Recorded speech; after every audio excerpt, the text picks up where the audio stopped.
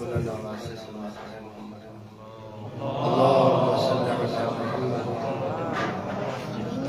جس نے افطار کی ہوئی ہے وہ بلند آواز سے صلوات پڑھیں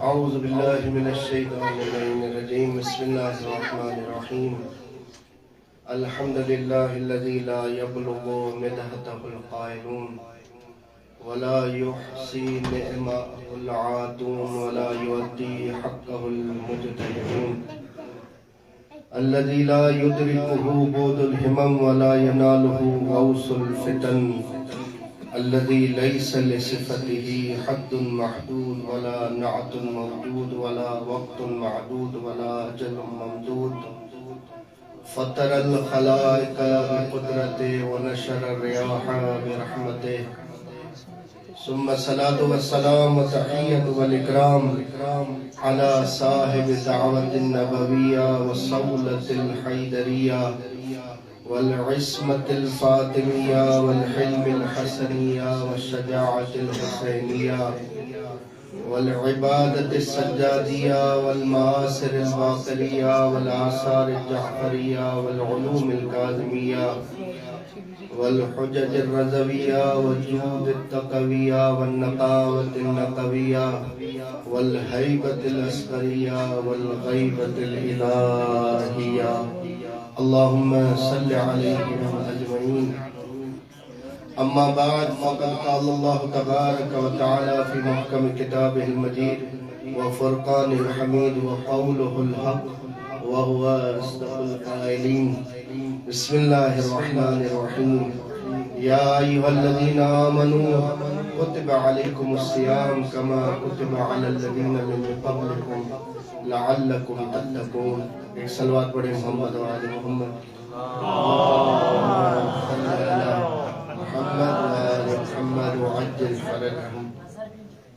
ماہ مبارک رمضان اپنے آخری مراحل میں ہے اور اپنے عروج اور معراج پہ ہے۔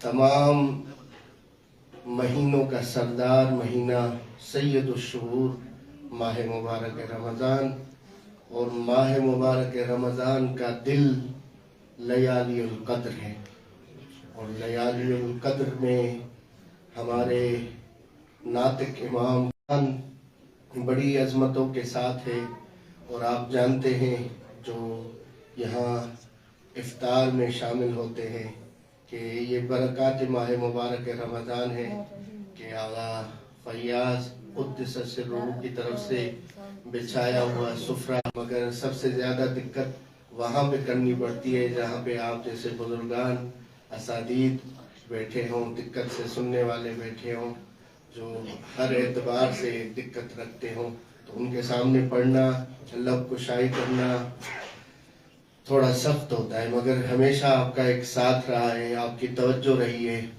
جس کی وجہ سے اس قابل بنتے ہیں کہ ٹوٹے پھوٹے الفاظ کے ساتھ ناقص عرائض کو پیش کیا جائے۔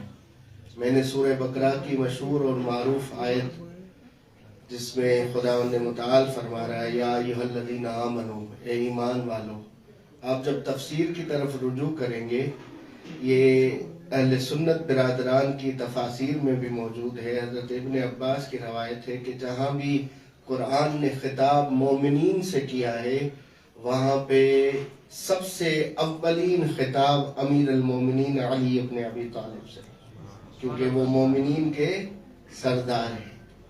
اور آپ اگر دقت کریں، آپ جا سکتے ہیں، کتابوں میں موجود ہے، وہ اسامی امیر المومنین جو قرآن میں ہیں، حدوداً 300 اور کچھ اسامی ہیں، نام ہیں مولا علی علیہ السلام کے جو قرآن میں ذکر ہوئے ہیں احادیث کے ذریعے سے۔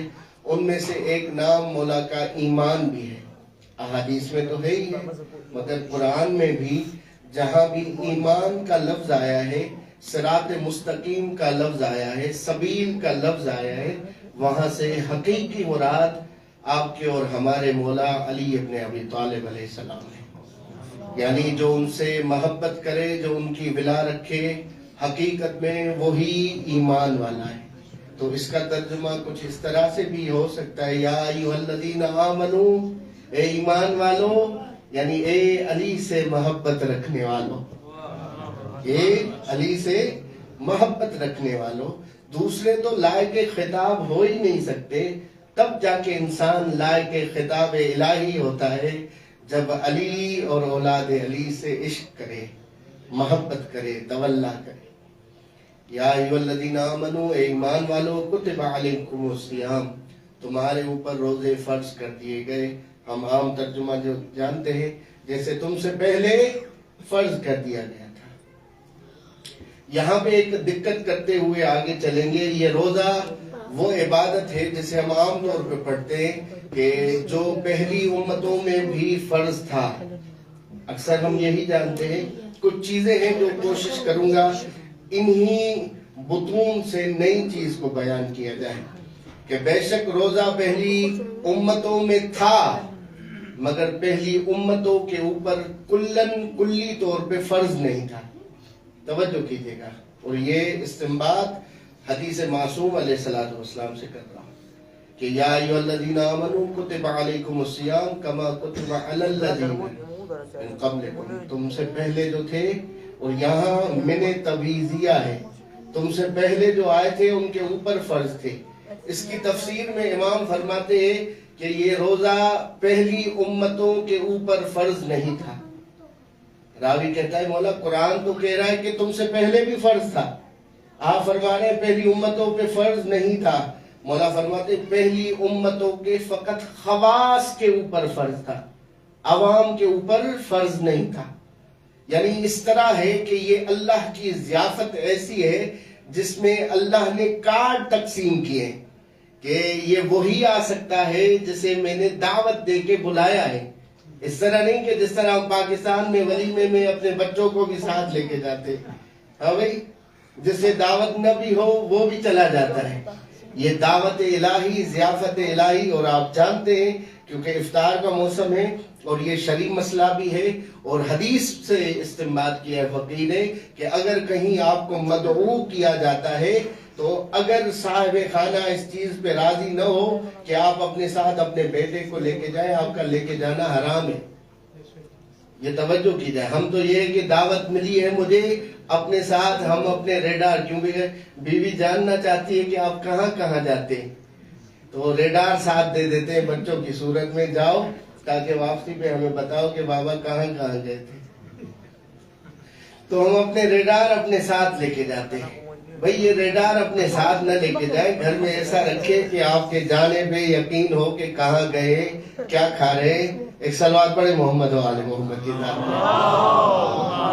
میں گزارش کروں گا کہ جو میری طرح جوان ہیں وہ ٹیک لگا کے نہ بیٹھے، اگر سامنے آ جائیں گے تو مجھے آسانی ہوگی۔ جو میرے دوسروں کی طرح بوڑھے ہیں وہ بھلے ٹیک لگا کے بیٹھے، اگر آپ جوان ہیں تو سامنے آ جائیں گے تو میرے لیے آسانی ہوگی۔ ایک صلوات پڑھے محمد و آل محمد کی ذات میں۔ اللہم صلی اللہ علیہ وسلم۔ پھر بھی اگر کوئی نہیں مان رہا تو آپ جان لیں کہ ہم چھوٹے سے خطیب ہیں، اٹھانا ہمیں آتا ہے، جیسے آپ کی مرضی ہے۔ جو جوان ہیں وہ آ جائیں جوانوں کی خدمت میں۔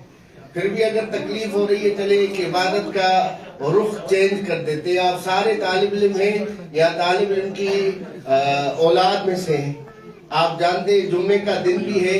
ہمارے وقت کے امام کے القابات میں سے ایک لقب ایسا ہے کہ جب اس کا ذکر سنے یا جب آپ ذکر کریں تو ضروری ہے، اخلاقاً واجب ہو جاتا ہے کہ انسان احترام میں کھڑا ہو جائے۔ آپ سب جانتے ہیں، اور وہ لقب کون سا ہے؟ السلام علیکہ یا قائم آل محمد علیہ السلام۔ اللہم صلی اللہ علیہ وسلم۔ اب کھڑے ہو گئے تو تھوڑا آگے بھی آ جائیں، صلوات پڑھتے ہوئے محمد و آل محمد۔ اللہم صلی اللہ علیہ وسلم۔ جزاکم اللہ۔ انشاءاللہ آپ کا قیام امام کے ظہور کے ساتھ ہو، ان کے لشکر کے ساتھ ہو۔ تو امام نے فرمایا کہ یہ روزہ فرض تھا مگر امت کے خواص کے اوپر، عوام کے اوپر نہیں تھا۔ یہ دعوت الہی اللہ نے خاص بندوں کے لیے رکھی تھی، عام بندوں کے لیے نہیں تھی۔ فقط انبیاء اولیاء جو خاص بندے تھے اللہ نے اس دعوت کو ان کے لیے رکھا تھا، مگر یہ مصطفیٰ اور اس کی آل کا ایک احسان ہے اپنی امت کے اوپر کہ اللہ نے مصطفیٰ کے صدقے میں مصطفیٰ کی امت کے اوپر بھی اس رمضان کے روزوں کو فرض قرار دیا۔ یہ رمضان عام چیز نہیں ہے، اسے جس طرح احترام کے ساتھ منایا جائے، جس طرح احترام کے ساتھ رکھا جائے، اتنی اس کی برکات زیادہ ہوتی ہے۔ ہم اس کے اس فیوزات سے مستفیض کم ہوتے ہیں۔ ہم نے رمضان کو فقط افطار اور سحر میں ہی رکھا ہے کہ سحری میں کیا کھانا ہے اور افطار میں کیا کھانا ہے۔ بچہ آگے ثاقب باشن ممنون نشان ایک صلوات پڑھے محمد و آل محمد کے نام۔ اللہم صلی اللہ علیہ وسلم۔ یہ ایک روزہ ہے، کیونکہ جس طرح مولا نے روزوں کی تقسیم کی ہے کہ اس میں 3 مراحل آتے ہیں۔ ایک جس طرح صوم العوام، عوام کا روزہ، صوم الخواص، خواص کا روزہ، اور صوم الخاص الخاص، جس طرح منطق میں ہم تقسیم کرتے ہیں۔ انشاءاللہ آئندہ دنوں میں اس کو واضح کریں گے۔ یہ رمضان ہے کیا؟ لغوی اعتبار سے رمض کے مادے سے نکلا ہوا یہ رمضان ہے، رے میم اور ضاد۔ رمض کہتے ہیں لغت میں اس خزاں کی بارش کو، پائیز کی بارش جو گرمیوں کی مٹی کو درختوں سے صاف کر دیتی ہے۔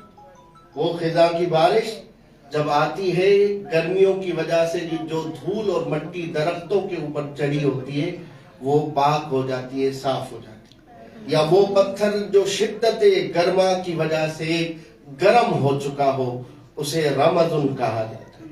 اسی وجہ سے زمخشری کہتا ہے کہ سمی رمضان برمضان لأنہ یرمز الذنوب، کہ رمضان کو رمضان اس وجہ سے کہا جاتا ہے کہ یہ گناہوں کو پگھلا دیتا ہے، گناہوں کو دھو دیتا ہے۔ یہ رمضان کے ایک ظاہری فیض میں سے ایک فیض یہ ہے کہ یہ گناہوں کو پاک کر دیتا ہے، اور پھر اس کی معرفت جتنی جتنی بڑھتی جائے گی اتنا اتنا انسان فیض حاصل کرتا جائے۔ یہ لغوی طور پہ لغت اور اصطلاح کی معانی ایک دوسرے کے قریب ہیں اس رمضان کی بابرکت کے حساب سے۔ پھر روایات میں ایک جملہ ملتا ہے کہ لا تقولوا رمضان جاء رمضان وذهب رمضان، کہ خالی لفظ رمضان نہ بولا کرو کہ رمضان آیا رمضان چلا گیا، اس طرح کہا جاتا ہے۔ اس میں جو کہتے ہیں کہ رمضان خالی شہر کے بغیر، شہر کے اضافے کے بغیر، ماہ کے اضافے کے بغیر رمضان نہ بولے۔ اور اس طرح بھی آیا ہے، جو بند حکیم نے روایات کو دیکھا ہے کہ روایات میں منع آیا ہے کہ امام علی ابن ابی طالب علیہ السلام فرماتے ہیں کہ جو شخص خالی رمضان بولے اس کے لیے ضروری ہے کہ کفارہ دے، اور کفارے میں وہ روزہ بھی رکھے اور صدقہ بھی دے۔ یعنی اتنا یہ سخت ہے جملہ بولنا کہ خالی رمضان بولنا، کہ رمضان کو آپ خالی استعمال نہیں کر سکتے، روایات منع آئی ہیں۔ پھر اس کو جب ہم اجتہادی طور پہ لیتے ہیں تو ان روایات کے جس میں خالی رمضان کے لیے بولا گیا ہے ان کی سند میں، کچھ روایات کی سند میں خدشہ وارد ہو سکتا ہے کہ وہ سنداً ضعیف ہوں۔ اور آیت اللہ ریشاری نے جو مراقبات رمضان میں اس کی تشریح کی ہے، فرماتے ہیں ایک تو سندی اعتبار سے ان روایات میں نقد کیا جا سکتا ہے، اور محتوائی اعتبار سے بھی، کیونکہ ہم دیکھتے ہیں کچھ روایات میں اہل بیت علیہ السلام نے خالی ورڈ رمضان کا استعمال کیا ہے، اور کچھ روایات میں منع آیا ہے۔ امام فرماتے ہیں لِأَنَّهُ اسم من اللہ، رمضان اللہ کے ناموں میں سے ایک نام ہے۔ خالی آپ نہیں بول سکتے کہ رمضان آیا رمضان گیا، کیونکہ رمضان اللہ کا نام ہے، اللہ نہ آتا ہے نہ جاتا ہے۔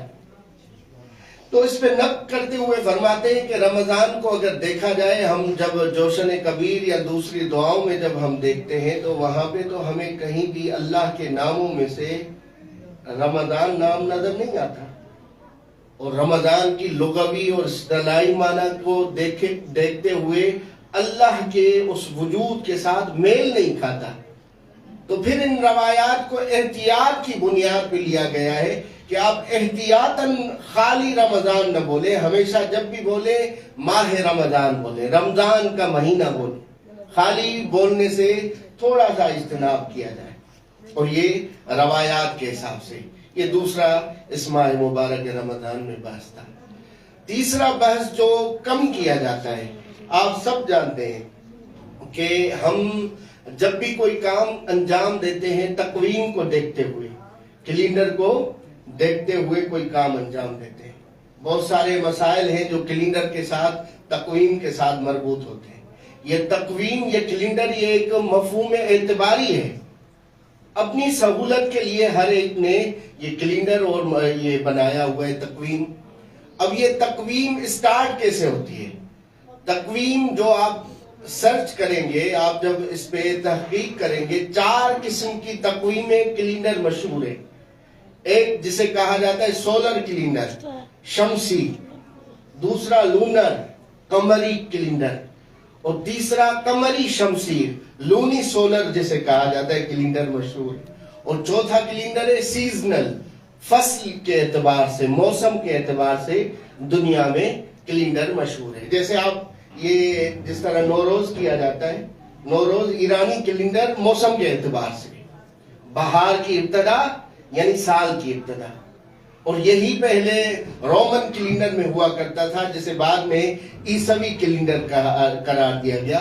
پہلے بھی رومن کیلنڈر میں 10 مہینے ہوا کرتے تھے، 10 مہینے 306 دن اس سال میں ہوا کرتے تھے، اور وہ مارچ سے، اسی فصل سے، بہار کے موسم سے اسٹارٹ ہوتا تھا، اور 10 مہینے پھر اس میں جنوری اور فروری کو کاؤنٹ نہیں کیا، دسمبر پہ اینڈ ہو جاتی تھی۔ پھر رومن کا ایک بادشاہ حضرت عیسیٰ کے آنے سے 700 سال پہلے اس نے اس کیلنڈر میں تھوڑی سی ترمیم کی اور 2 مہینے بڑھائے اور 365 دن سال میں قرار پائے۔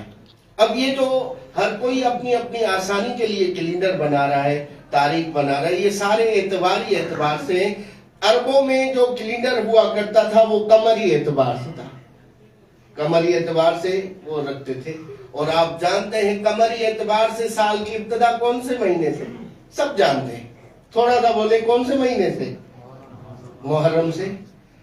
محرم سے قمری اعتبار کا مہینہ اسٹارٹ ہوتا ہے، اور یہ اسٹارٹ ہونا محرم سے عرب کے اعتبار سے درست ہے، عربی اعتبار سے، عربی معاشرے میں محرم سال کی ابتدا ہوتی تھی، مگر اسلامی اور خصوصاً اسلام ناب محمدی جسے ہم کہتے ہیں، یعنی تشیع، اللہم صلی اللہ، یعنی تشیع کے اعتبار سے سال کی ابتدا کون سی ہے؟ تشیع کے اعتبار سے، روایات اہل بیت علیہ السلام کے اعتبار سے 3 چیزیں ہمیں معلوم ہوتی ہیں۔ سال کی ابتدا کچھ روایات میں ماہ مبارک رمضان ہے۔ سال کی ابتدا ایک روایت کے مطابق لیلۃ القدر ہی اول السنہ و آخرها، لیلۃ القدر سال کی ابتدا ہے اور سال کی انتہا بھی لیلۃ القدر ہے۔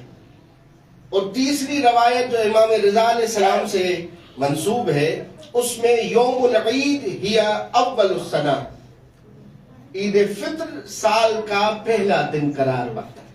پھر اس کی جب وضاحت کی گئی ہے عید کا پہلا دن سال کی ابتدا کیوں ہے، اللہ نے ایک ریاضت دی سال کی انتہا میں کہ روزہ رکھو، میرے حکم پہ لبیک کرو۔ جب آپ نے روزہ رکھا، آپ نے عبادت کی، اب اللہ انعام میں تمہیں کھانے پینے کی اجازت دے رہا ہے اور اسے عید کا دن قرار دے رہا ہے اور اسے سال کی ابتدا قرار دے رہا ہے۔ اور دوسری روایات جس میں کہا گیا لیلۃ القدر ہی اول السنہ و آخرها، کہ لیلۃ القدر ہی ہے جو سال کی ابتدا بھی ہے اور سال کی انتہا بھی ہے۔ اس کا سبب یہ ہے، اس سے مراد سال تقدیر ہے کہ اللہ جب قدر و قضا کے ذریعے سے کسی انسان کے سال کی ابتدا کرتا ہے وہ لیلۃ القدر میں. آپ سب جانتے ہیں انسان کی تقدیرات آج کی رات لکھی جاتی ہے، پھر اس پہ حتمی فیصلہ 21 کو آتا ہے، پھر اس پہ آخری امضا 23 کی رات ہوتی ہے. یہ جو تقدیرات الہی لکھی جاتی ہیں اس میں وضاحت آئی ہے کہ اس انسان کو کتنا رزق ملے گا، اس انسان کو کتنی عمر ملے گی، اس انسان کو کیا کیا اللہ کی طرف سے رزق حاصل ہوگا. کیونکہ رزق ہم ظاہری طور پہ فقط کھانے پینے کو ہی سمجھتے ہیں. ایک صلوات پڑھے محمد و آل محمد کی. ظاہری طور پہ ہم رزق فقط کھانے پینے کو قرار دیتے، مگر قرآن نے اللہ کی طرف سے نازل کردہ تمام فیوضات کو رزق قرار دیا. اولاد بھی رزق ہے، نعمت ظاہریہ بھی رزق ہے، آپ کی اور ہماری صحت بھی رزق ہے، یہ نطق بھی رزق ہے، یہ فیوضات جو قلب پہ القاء ہوتے یہ بھی رزق ہے. یہ سارے رزق کے اقسام میں سے، اور وہ رزق جو لکھا جاتا ہے وہ آج کی رات لکھا جاتا ہے. تبھی امام فرماتے ہیں آج کی رات سے سال کی ابتدا بھی ہے اور سال کی انتہا بھی، اور یہ سال تقدیر. اور دوسری کچھ 3-4 روایات ہیں جس میں سال کی ابتدا ماہ رمضان کو قرار دیا گیا. یہ ماہ رمضان ہے جس میں اسلامی اعتبار سے اور اسلام ناب محمدی کے اعتبار سے کہ سال کی ابتدا ہوتی ہے، اور اللہ نے اس سال کی ابتدا کو اپنی عبادت کے ذریعے سے، اپنے حکم پہ لبیک کرنے کے ذریعے سے رکھا ہے. در حالانکہ عربی اعتبار سے سال کی ابتدا محرم ہی ہے، مگر تشیع کے اعتبار سے گرچہ ہم بہت سارے ہو سکتے ہیں اختلاف کریں، مگر میں ایک تحقیق کا دروازہ ہمیشہ کوشش کرتا ہوں کھولوں، اس پہ فورس نہ کروں، پابند نہ کروں. آپ خود دیکھ سکتے ہیں، مگر کیونکہ نئی چیز بیان ہوتی ہے تو آپ کوشش کریں اس میں خود بھی تھوڑا سا دیکھیں کہ سال کی ابتدا ہمیشہ ہم نے محرم ہی سنی ہے، مگر روایات اور یہ بھی دعویٰ آیت اللہ ری شہری کرتے ہیں. آیت اللہ ری شہری کرتے ہیں کہ میں نے، اور آپ جانتے آیت اللہ ری شہری کا اور حدیث کے اس وادی میں کتنا بڑا کام ہے. میزان الحکمہ اور بہت ساری کتابیں حدیث کی جو لکھی ہیں، وہ فرماتے ہیں میں نے کہیں بھی سال کی ابتدا روایات اہل بیت میں محرم کو نہیں دیکھا. اہل بیت علیہ السلام کے دہن اطہر سے نکلے ہوئے جملات میں کہیں بھی فرماتے ہیں محرم کو سال کی ابتدا قرار دیا جائے، نہیں دیکھا. سال کی ابتدا ماہ مبارک رمضان کو. ایک صلوات پڑھیں محمد.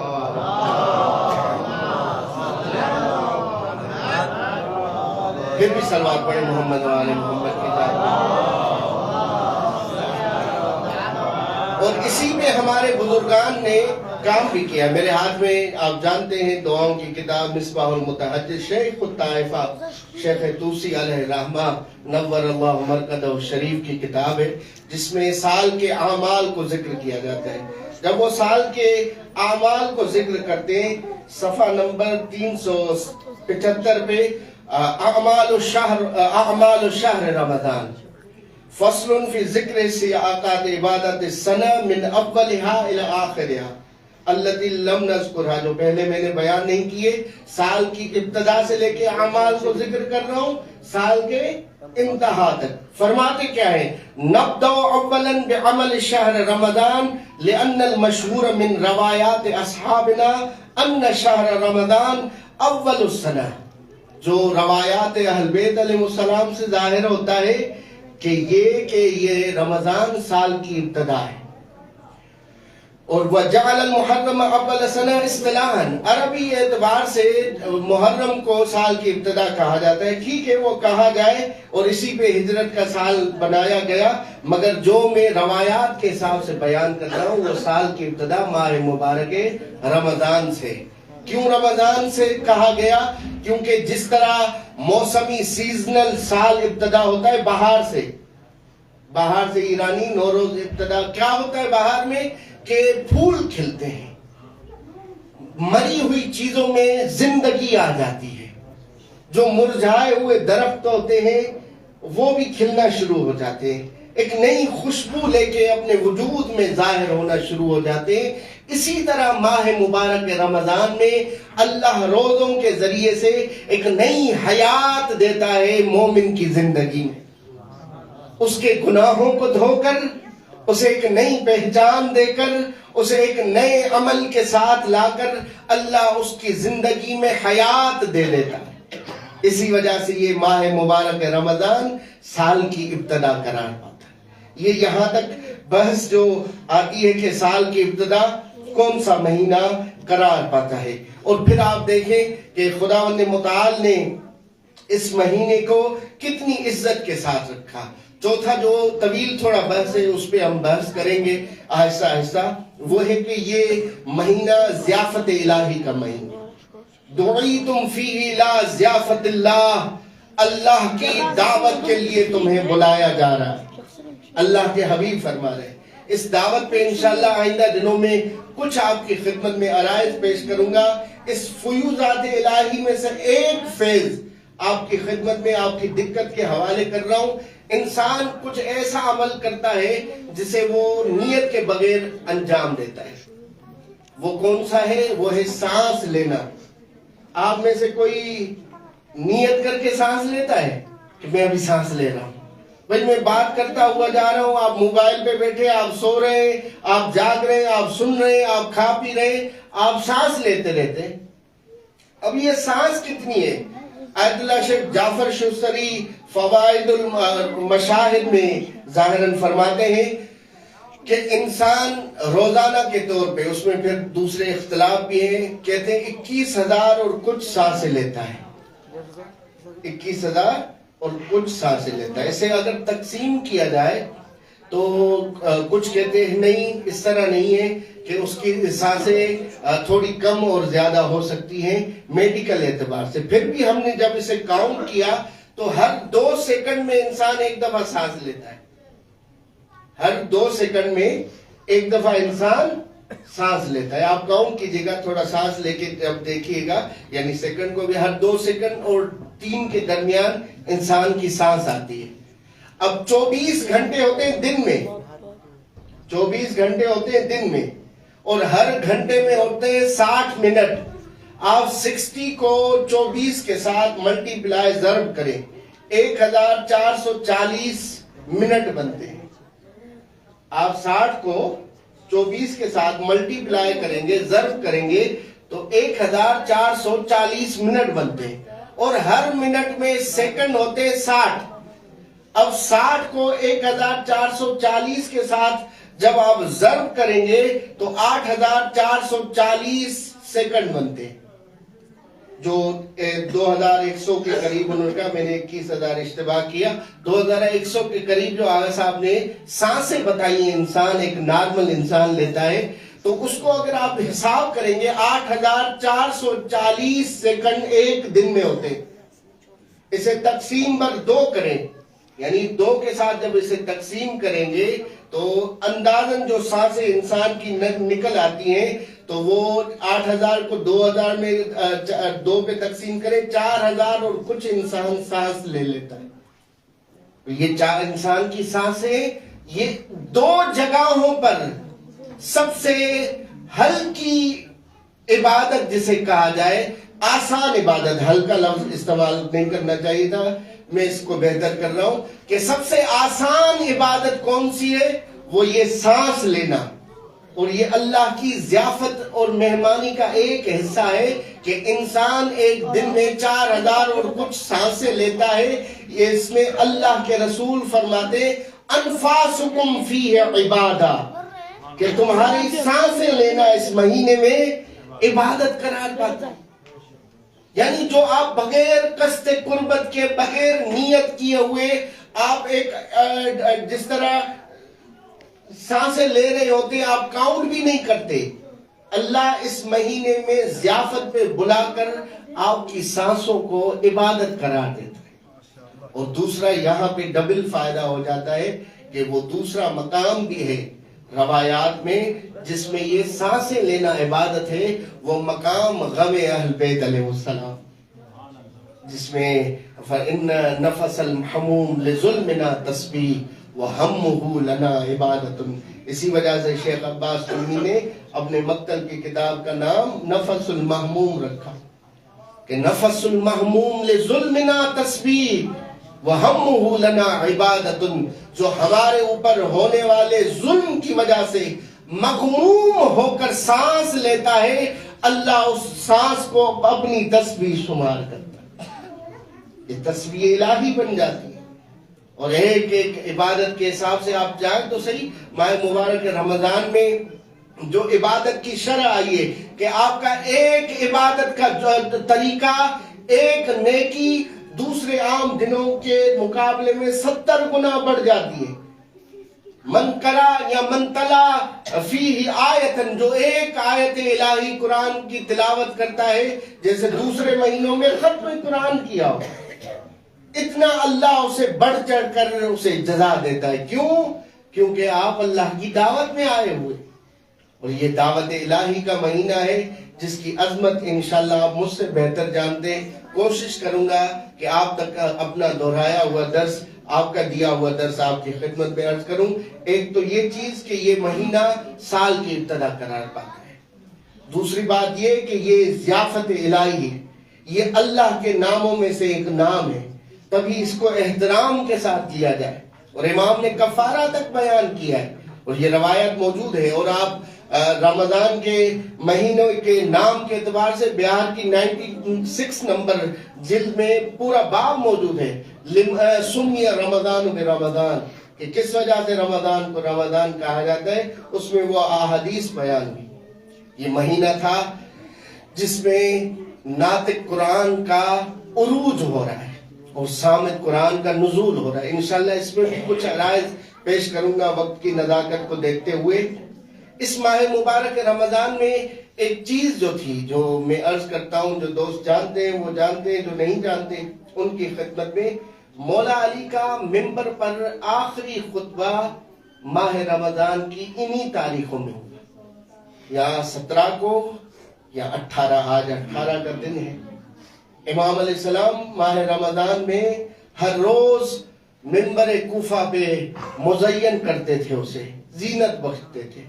امام خطبہ وعظ و نصیحت کرتے تھے. یہ خطبہ امام علیہ السلام کا آخری خطبہ ہے جو امام علیہ السلام نے منبر پہ دیا ہے. اور اسے میں کسی ہر گھر میں، طالب علم کے گھر میں یہ معانی الاخبار کتاب شیخ صدوق علیہ رحمہ کی موجود ہے. اور اس کے باب معانی اسماء علی محمد و علی و فاطمہ 57 نمبر جلد پیج پہ یہ حدیث درج ہے، اور حدیث نمبر 9 ہے. معانی الاخبار باب اسماء، معانی با اسماء محمد ولی، محمد علی فاطمہ پنجتن پاک علیہ السلام کے نام کا اسامی کی معانی کیا ہے، مطلب کیا ہے، اس کی روایات کو جب درج کرتے ہیں. 9 نمبر حدیث ہے جس میں مولا علی علیہ السلام نے خطبہ دیا ہے، اور اس کی آخر میں خطبے کی طویل خطبہ ہے. امام فرماتے، جو حدیث میں راوی کہتا ہے ثم نزل عن آوادہ.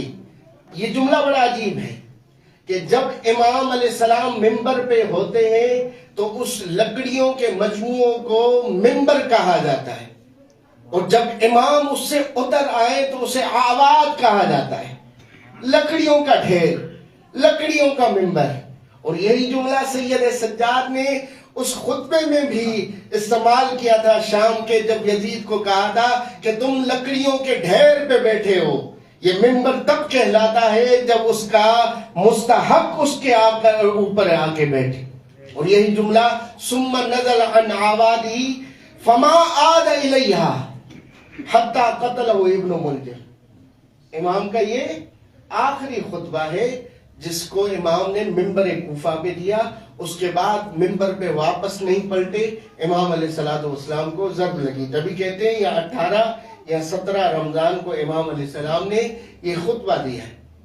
اور اپنے اس حجم کے اعتبار سے تھوڑا لمبا خطبہ ہے، مگر اس کا مفہوم یہ ہے کہ جب امام علیہ السلام کو پتہ چلا کہ شام کا فقیر فلاں امام علیہ السلام کے لیے بھونک رہا ہے، امام کو سب کو شتم کر رہا ہے، تو امام علیہ الصلوۃ والسلام ممبر پہ آتے فحمد اللہ واسنا علیہ، اللہ کی حمد کی، رسول اللہ پہ صلوات بھیجی، اور اس کے ساتھ ہی ایک جملہ امام فرماتے ہیں، اور عجیب جملہ ہے کہ فرماتے ہیں لولا آیت فی کتاب اللہ ما ذکرت ما انا ذاکرہ فی مقامی ھذا فقال اللہ اما بنعمت ربک فحدث۔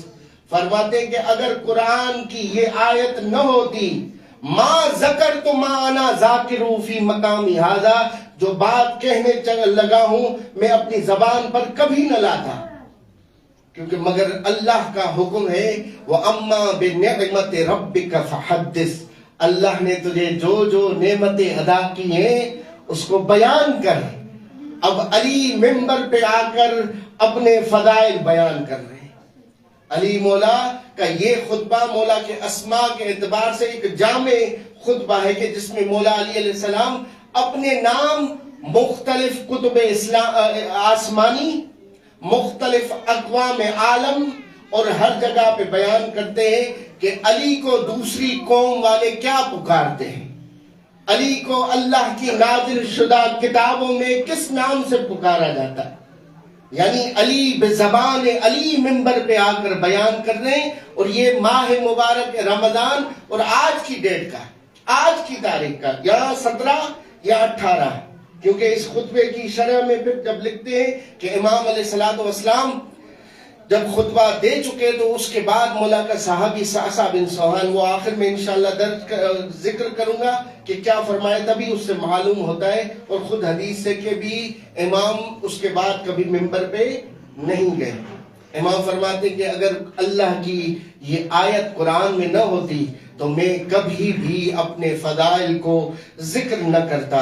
اس کے بعد فرماتے ہیں اللہم لک الحمد علی نعمک، اور یہ فرماتے مولا اپنے فضائل بیان کر، انا مجدد الابطال وقاتل الفرسان ومبیر من کفر بالرحمن، اور مولا اپنے فضائل بیان کرتے کرتے اس جملے پہ پہنچتے این مسلمو اہل الکتاب، اللہ کے نازل کردہ کتابوں کو پڑھنے والے کہاں ہیں؟ آؤ علی تمہیں تمہاری کتابوں میں اپنے نام بتائے۔ انا اسمی فی الانجیل ایلیا وفی الزبور بوی، کہ میرا نام انجیل میں ایلیا ہے، زبور میں بوی ہے، وعند الہند کبتر وعند الروم بطریسہ، مجھے روم والے بطریسہ بلاتے ہیں، ہندوستان میں میرا نام کبکر ہوتا ہے، کاف بے کاف رے، کبکر۔ ہو سکتا ہے اس کی شکل بگڑ چکی ہو اور اس میں ایک حساب سے لفظی اعتبار سے بعد میں تبدیلیاں ہوئی ہوں، وہ کبکر سے شنکر ہو چکا ہو، خدا جانتا ہے، مگر مولا کا یہ جملہ وَعِنْدَ الْهِنْدِ كِبْكَرٌ وَعِنْدَ الرُّومِ بَطْرِيسَا، مجھے روم والے بطریسہ کے نام سے بلاتے ہیں، انجیل میں ایلیا ہے، زبور میں بوی ہے، اور یہ مولا نام بتاتے وَعِنْدَ زَنَدِ حَيْدَرٌ وَعِنْدِي أُمِّي حَيْدَرٌ، زند والے ترک جو ہے وہ مجھے حیدر بلاتے ہیں اور میری ماں مجھے حیدر بلاتی ہے۔ اس کے بعد امام قرآن کی طرف بھی اپنے ناموں کو بیان کرتے ہیں۔ یہاں پر حضرت جابر انہی القاب اور اسامی کی شرح بیان کرتے ہیں۔ امام نے جو فرمایا کہ مجھے انجیل میں ایلیا بلایا جاتا ہے، فرماتے فَهُوَ عَلِيٌّ فِي الْعَرَبِ، ایلیا کا نام جسے ہم عرب میں علی کہتے ہیں، اور وَإِنْدَ الروم بطریسہ، مجھے روم میں بطریسہ بلایا جاتا ہے۔ بطریسہ وَهُوَ الْمُخْتَلِسُ الْأَرْوَاحِ، کتاب آپ کے سامنے، آپ خود بھی پڑھیے گا، عجیب اس کی شرح ہے۔ فرماتے روم والے مجھ علی کو بطریسہ بلاتے ہیں، کیوں بطریسہ؟ فرماتے وَهُوَ مُخْتَلِسُ الْأَرْوَاحِ، کہ بطریسہ اسے کہا جاتا ہے جو جھٹکے کے ساتھ روح کو نکال لے۔ فِي الزَّبُورِ بَوِيٌّ، اور زبور میں مجھے بوی کہا جاتا ہے۔ بوی یعنی هُوَ الَّذِي يُبَوِّئُ الْحَقَّ عَلَى مَنَازِلِهِ وَيُبْطِلُ الْبَاطِلَ، بوی اسے کہا جاتا ہے جو حق کو اپنی جگہ پر رکھے اور باطل کو نیست و نابود کر دے، اسے بوی کہا جاتا ہے۔ وَعِنْدَ الْحِنْدِ كِبْكَرٌ، اور ہندوستان والے مجھے کبکر کہتے ہیں۔ اس کی شرح میں لکھتے ہیں الکبکر هو الذي اذا اراد شيئا لج فيه ولم يفارقه حتى تبلغه۔ کبکر اس شخص کو کہا جاتا ہے اذا اراد شيئا لج فيه، جب کسی چیز کا ارادہ کر لے اس کے ساتھ چپک جاتا ہے۔ وَلَمْ يُفَارِقْهُ حَتَّى يَبْلُغَهُ، اور جب تک اسے حاصل نہ کر لے اسے چھوڑنا نہیں ہے۔ اور اسی وجہ سے مولا کے یہ اسماء، یہ نام کا ظہور ہوتا ہے کہ جب مولا علی علیہ السلام اپنے بچپن میں تھے اور امام علیہ السلام نے چاہا کہ اس اجدر کو 2 حصوں میں تقسیم کر دے۔ روایات میں آتا ہے جیسے ہی وہ اجدر جسے معیار الولادہ کہا جاتا تھا، عرب میں رسم ہوتی تھی، جب بھی کوئی بچہ متولد ہوتا تھا ایک قدیمی اژدہا کو اس کے پاس لایا جاتا تھا جس کی کافی سال عمر تھی، جو بچے کو سونگ کر اور اس کے باپ کو سونگ کر یہ اپنے وجود کے ذریعے سے اظہار کرتا تھا کہ یہ بچہ اسی باپ کا ہے، جسے آج کے دور میں ڈی این اے کہا جاتا ہے۔ ڈی این اے کے ذریعے سے پتہ چلتا ہے کہ اس بچے اور اس کے باپ کے درمیان جو اس کا فزیکل باپ ہے، کیونکہ باپ کے اقسام ہے، استاد بھی باپ ہے، سسر بھی باپ ہے، فزیکل باپ جسے کہا جاتا ہے والد، اس کے ڈی این اے اور اس بچے کے ڈی این اے میچ کرتے ہیں۔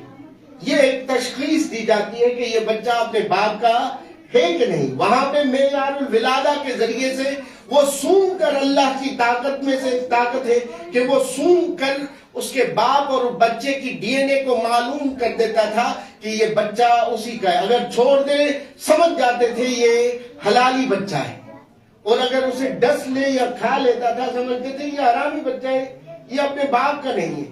اسے معیار الولادہ کہا جاتا تھا۔ اور آپ یہ جانتے ہیں یہ قدیم الایام سے آپ نے ڈاکٹر جو خصوصاً اطفال کے ڈاکٹر ہوتے ہیں پاکستان ہندوستان میں، ان کا سائن بورڈ اس طرح ہوتا ہے کہ ایک بچہ 2 سانپوں کو اٹھائے ہوا ہے، انہیں مار رہا ہے، یہ ایک سائن بورڈ پہ ان کا یہ ہوتا ہے۔ تو جب یہی معیار الولادہ سانپ اجدر آتا ہے مولا علی کے قریب تو مولا کا یہ نام تھا هو الذی اذا اراد شیئا لج فیہ وَلَمْ يُفَارِقْهُ حَتَّى يَبْلُغَهُ، تو امام نے اسے 2 حصوں میں تقسیم کر دیا۔ جب تقسیم کر دیا عرب کے لوگ بھاگے بھاگے آئے رسول اللہ کے پاس کہ آپ کے بھائی نے، ابو طالب کے بیٹے نے اس معیار الولادہ اجدر کو 2 حصوں میں تقسیم کر دیا، اب ہمیں پتا کیسے چلے کہ یہ بچہ ہمارا ہے کہ نہیں، یہ کسی اور کا بچہ تو نہیں۔ تو رسول اللہ نے فرمایا مجھے بتاؤ تو صحیح یہ اژدہا کتنے سال کا تھا؟ کہا 150 سال تک، 100 سالوں تک اس کی عمر ہو چکی ہے۔ فرمایا یہ کتنے سال اور زندہ رہتا؟ کہا کچھ اور سال زندہ رہ لیتا۔ فرمایا یہ جب تک مر جاتا پھر تو پتہ نہ چلتا کہ یہ بچہ اپنے باپ کا ہے یا نہیں۔ میں رسول تمہیں قیامت تک کا معیار دے کے جاتا ہوں، لا يحبه الا طیب الولادہ ولا یبغضه الا خبیث الولادہ۔ اس بچے علی کے ساتھ جو محبت کرے گا وہی ہے جو اپنے باپ کا ہوگا، جو اس سے بغض رکھے گا وہ اپنے باپ کا ہو ہی نہیں سکتا۔ یہ مولا کے القابات اور اسامی میں سے۔ اس کے بعد امام علیہ السلام فرماتے این مسلمو اہل الکتاب، کہاں ہے کتاب کو پڑھنے والے؟ اور پھر قرآن کی طرف آتے، فرماتے قرآن میں الا وانی مخصوص فی القرآن باسماء، جان لو قرآن میں کچھ میرے نام ہیں جو میرے علاوہ کسی کے اوپر ججتے نہیں ہیں۔ ان اللہ یقول، اللہ فرما رہا ہے ان اللہ مع الصادقین، اللہ سچوں کے ساتھ ہے۔ فرماتے انا ذالک الصادق، وہ سچا میں ہوں۔ وان اللہ یقول، اللہ فرمائے، بہت ساری آیات امام پڑھتے جاتے ہیں وَأَذَّنَ مُعَذِّنٌ بَيْنَهُمْ أَن لَعْنَةُ اللَّهِ عَلَى الظَّالِمِينَ، اذان دینے والے نے اذان دی کہ اللہ کی لعنت ہو ظالموں کے اوپر۔ فرماتے انا ذالک المؤذن، وہ فی الدنیا والآخرہ، دنیا اور آخرت میں حق گوئی کے ساتھ اعلان کرنے والا میں علی ہوں۔ اور فرماتے ان اللہ لمع المحسنین، کہ اللہ احسان کرنے والوں کے ساتھ ہے۔ فرمایا انا ذالک المحسن، وہ احسان کرنے والا میں علی ہوں۔ بہت ساری مولا نے قرآن کی آیات پڑھی ہیں کہ قرآن کے یہ جو القابات ہیں، قرآن کے جو یہ نام ہیں، یہ میرے ساتھ مخصوص ہیں، میرے علاوہ کسی کے ساتھ نہیں۔ اور امام علیہ السلام خطبے کو طویل خطبہ ہے، قرار نہیں تھا کہ میں پورا پڑھوں گا، فقط یہ کہ مولا نے اپنی زندگی کے آخری جملات اپنے فضائل میں گزارے۔ خطبے کی صورت میں امام نے خطبہ پڑھا، اپنے ناموں کو بیان کیا، اور جب خطبہ پڑھ کے نیچے اترنے لگے تھے، ختم ہونے لگا، آپ جانتے ہیں مولا کا ایک صحابی ہے صعصع بن سوہان، جو زیارات میں جاتے ہیں، دو بھائی ہیں زید بن سوہان اور صعصع بن سوہان، جن کی مسجدیں بھی کوفہ میں ہیں جہاں میں 2 رکعت پڑھنا مستحب ہے۔ اہل ولا سے تھے، اہل معرفت تھے۔ حضرت صعصع بن سوہان وہ خطیب تھا کہ اللہ جب بھی بلاغت اور فصاحت کو کسی آدمی ذات میں دیکھنا چاہتا تھا تو علی کی صورت میں وہ خطیب آتا تھا۔ علی ممبر کوفہ پہ خطبہ دیتے تھے، اتنی فصاحت اور بلاغت کہ انشاءاللہ کل میں آپ کی خدمت میں وہ روایت پڑھوں گا۔ علی جیسا خطیب کائنات نے دیکھا ہی نہیں، مگر جب علی کو شوق ہوتا تھا کسی کی خطابت سنے تو حضرت صعصع بن سوہان کو کہتے تھے آؤ آ کے علی کے سامنے خطبہ دو۔ ھذا خطیب شعشع، یہ سرچ کیجئے گا خطیب شعشع تو لکھ کے آ جائے گا حضرت صعصع بن سوہان۔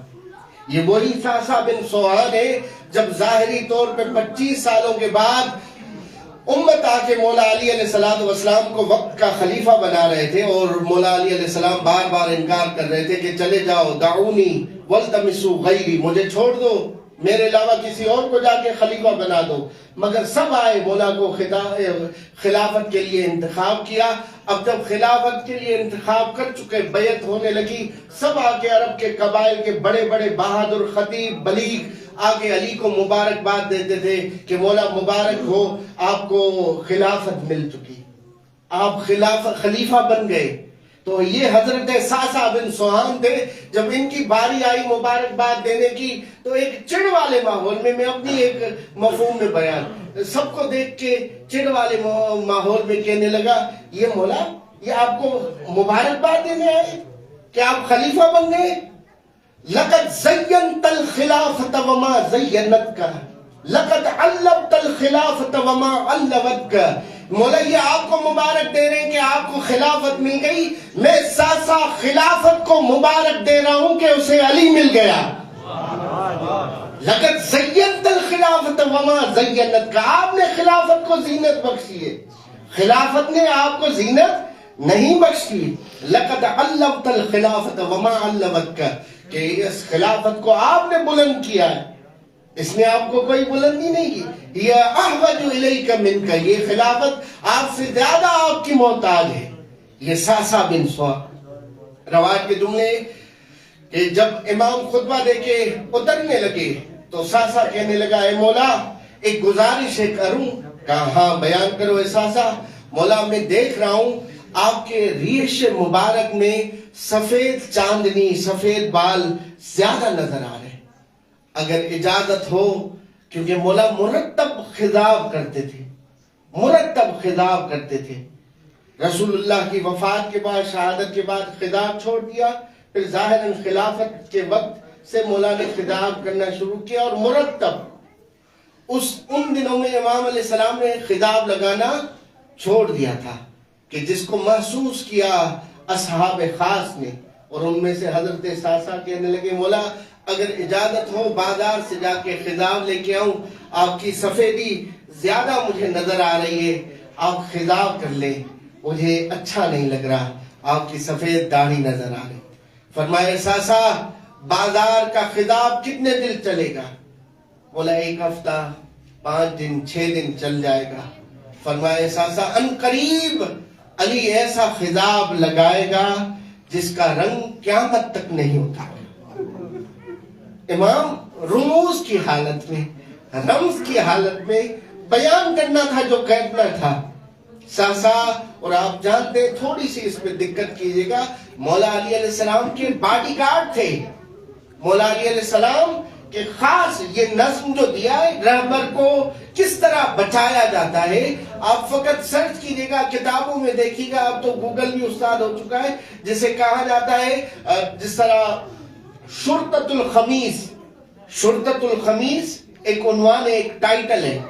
کسی نے اس کی 20,000 تعداد لکھی ہے, کم از کم تعداد 5,000. وہ علی کے صحابی اور سپاہی جنہوں نے خون کے اوپر علی سے بیعت کی تھی کہ مولا کبھی نہیں چھوڑیں گے آپ کو. اس رات امام نے اپنا پہرا آج کی رات ہٹا دیا تھا, کیونکہ علی کو ایک خضاب ایسا کرنا تھا جس کا رنگ قیامت کے دن ہوتا. اور جب مولا آج کے دن افطار کرنے اپنی بیٹی کے پاس آئے, امام علیہ السلام نے افطار کرنے کے لیے شروع کیا تو جناب ام کلثوم نے دودھ رکھا اور نمک رکھا. تو مولا فرمانے لگے, اے میرے آنکھوں کا نور, تم نے کب دیکھا ہے کہ علی 2 طعاموں کے ذریعے سے افطار کرے؟ میرے سامنے سے ایک چیز ہٹا دو. فرمایا ٹھیک ہے بابا. نمک ہٹانا چاہا, علی نے ہاتھ روک دیا, کہا نہیں, آج یہ دودھ ہٹا دو, آج علی نمک کے ساتھ افطار کرے. اور جو کیفیت رہی ہے, ہم افطار کے بعد اپنے اپنے کاموں میں مشغول ہوتے ہیں, مگر آج کی رات عجیب رات گزری اس خیبر شکن پر, جسم میں ایک لرزہ تھا کہ شوق ملاقات کرنی ہے. شوق ملاقات نہ کسی ڈر کی وجہ سے, علی کبھی نہ کسی سے ڈرے ہیں سوائے رب کے. شوق ملاقات. راوی جو اس روایت کی توصیف کرتے ہیں اس رات کی, کہ علی ساری رات عبادت میں گزار دے رہا تھا. جب عبادت ختم ہو رہی تھی, امام علیہ السلام حجرے سے باہر آ جاتے تھے اور آسمان کی طرف دیکھتے تھے, کہتے تھے کہ ما کذب الحبیب, میرے دوست محمد نے مجھ سے جھوٹ نہیں بولا. آج ہی وہ رات ہے کہ جس رات کو مجھے اپنے رب کی طرف جانے کے لیے بلایا جائے گا. مولا جیسے جیسے قریب آ رہا تھا وقت, اور جیسے نماز کا وقت امام نے گھر میں ہی پڑھی, اور جیسے سحری کا وقت قریب آیا, اذان صبح کا وقت قریب آیا, امام علیہ السلام جیسے گھر سے نکلنے لگے تو بطخیں امام کے قدموں میں لپٹ جاتی ہیں اور اپنی آواز میں کچھ کہنا چاہ رہی ہیں. جب امام نے سنا, ام کلثوم کہتی ہے بابا یہ کیا کہہ رہی ہیں؟ فرمایا یہ بطخیں تمہارے باپ کے اوپر نوحہ پڑھ رہی ہیں. یہ آج وہ وقت ہے, ہم سب باپ کے ہوتے ہوئے بھی یتیم ہو رہے ہیں. یہ ابو الایتام علی ابن ابی طالب کے ضربت کی رات ہے. اور مولا آتے ہیں مسجد کی طرف, اور مولا مسجد میں مازنے کے پاس گلدست اذان پر آذان دے کے نیچے آتے ہیں, ابن ملجم ملعون کو بیدار کرتے ہیں اور مستحب نماز میں شروع ہو جاتے ہیں. اچانک آسمان سے ایک آواز آتی ہے, لقد قتل علی المرتضی واللہ تحطمت ارکان الہدی. اور جبریل کہتا ہے مجھے خدا کی قسم علی کو قتل کر دیا گیا اور ہدایت کے ستون گرا دیے گئے. یہ آواز جب زینب کبریٰ نے سنی, مقتل لکھتا ہے جناب زینب کبریٰ اپنے بھائیوں کو کہتی ہے بھائیوں اٹھو, کسی حیدر مرتضیٰ کے مرنے کی خبر ہے. اور جب آتے حسنین کریمین دیکھتے ہیں ان کا بہادر باپ اور ان کا خیبر شکن باپ زمین سے مٹی اٹھا کر اپنے سر میں ڈال کر کہہ رہا ہے اسی مٹی سے آئے تھے, اسی مٹی میں پلٹ جانا ہے. امام علیہ السلام کو لے کے آتے ہیں گھر کی طرف. مقتل کی کچھ روایات آپ کی ذہن میں پڑھنا چاہتا ہوں, وہ منظر اپنے ذہن میں لے کے آئے کہ آپ کا اور مولا علی زخمی حالت میں ہے. مولا کو ایک چٹائی پہ لے کے آ رہے ہیں گھر کی طرف, اصحاب ہیں مولا سے محبت کرنے والے سارے امام کو گھیرے ہوئے ہیں. امام علیہ السلام جیسے گھر کے قریب آتے ہیں فرماتے ہیں مجھے زمین پہ رکھ دو. زمین پہ رکھنے کے بعد پیچھے مڑ کے کہتے ہیں میرے اصحاب, اے مجھ سے محبت کرنے والوں, علی تمہیں حکم دیتا ہے اپنے اپنے گھروں کو واپس چلے جاؤ. میں نہیں چاہتا تمہارے رونے کی آواز میری بیٹی زینب کبریٰ کے کان میں پڑے, وہ پریشان حال ہو جائے, اسے یہ پتہ چل جائے کہ میرا بابا آ رہا ہے,